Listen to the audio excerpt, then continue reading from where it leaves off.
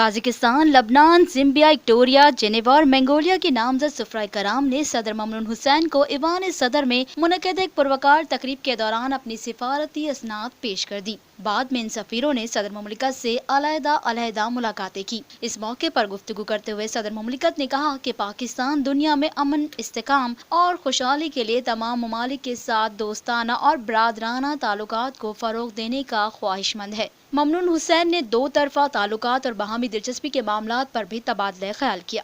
सदर मुमलिकत ममनून हुसैन ने कहा कि पाकिस्तान की मईशत बेहतरी की जानिब गामजन है और मुल्क सरमायाकारी और कारोबार के अजीम मौके पेश करता है। उन्होंने गैर मुल्की सिफारतकारों को तिजारती सरगर्मियों को मजीद फरोग देने और पाकिस्तान में मुख्तलिफ शोबों में पेश किए जाने वाले सरमायाकारी के मौके से फायदा उठाने के लिए किरदार अदा करने के लिए जोर दिया। पाकिस्तान दहशतगर्दी और इंतहा पसंदी को खत्म करने के लिए पुरअज़्म है और दहशतगर्दी के खिलाफ कार्रवाई आखिरी दहशतगर्द के खात्मे तक जारी रहेगी। सदर मुमलिकत ममनून हुसैन ने पाकिस्तान के लिए सफीरों को मुबारकबाद पेश की और उम्मीद जाहिर की कि वह पाकिस्तान के साथ अपने ममालिक के मौजूदा ताल्लुकात को मजीद मजबूत करने के लिए काम करेंगे। सदर मुमलिकत ने उम्मीद जाहिर की कि नए सिफारतकारों का पाकिस्तान में कयाम आरामदा और खुशगवार होगा।